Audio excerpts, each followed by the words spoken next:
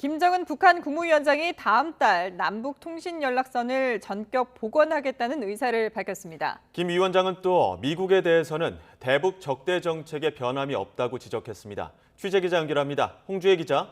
네, 통일외교안보부입니다. 네, 김정은 위원장 발언 자세히 전해주시죠. 네, 우리의 국회에 해당하는 최고인민회의가 그제부터 열렸는데요. 첫날 회의에는 불참했던 김정은 국무위원장이 둘째 날인 어제는 참석해 시정연설을 했습니다. 김 위원장은 최고인민회의 대의원이 아니지만 지난 2019년 4월 제14기 1차 회의에서도 국무위원장 자격으로 시정연설을 한 적이 있습니다. 조선중앙통신은 김 위원장이 경색돼 있는 현 북남 관계가 하루빨리 회복되고 조선반도에 공고한 평화가 깃들기를 바라는 온 민족의 기대와 염원을 실현하기 위한 노력의 일환으로서 일단 10월 초부터 관계 악화로 단절시켰던 북남 통신 연락선들을 다시 복원하겠다는 의사를 표명했다고 전했습니다. 이어 남북 관계가 회복되고 새로운 단계로 발전해 나가는가 아니면 계속 지금과 같은 악화 상태가 지속되는가 하는 것은 남한 당국의 태도 여하에 달려 있다고 강조했습니다. 그러면서 미국과 남한이 도를 넘는 우려스러운 무력 증강, 동맹 군사 활동을 벌이며 한반도 주변의 안정과 균형을 파괴하고 남북 사이에 더욱 복잡한 충돌 위험들을 야기하는 데 대하여 주시하고 있다고 경고했습니다. 문재인 대통령이 제안한 종전선언과 관련한 언급도 나왔습니다.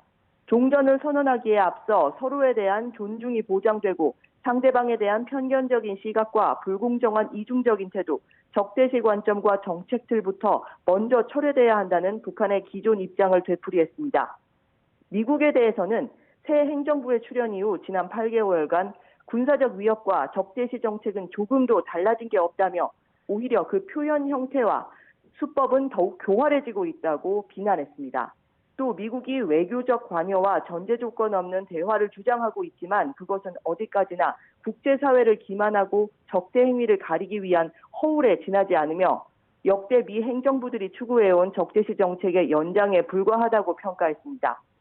북한은 이날 최고인민회의에서 김덕훈 내각총리를 국무위원회 부위원장으로, 조용원 당 조직비서와 김 위원장의 동생인 김여정 당 부부장, 박정천 당 비서 등을 국무위원회 위원으로 보선했습니다.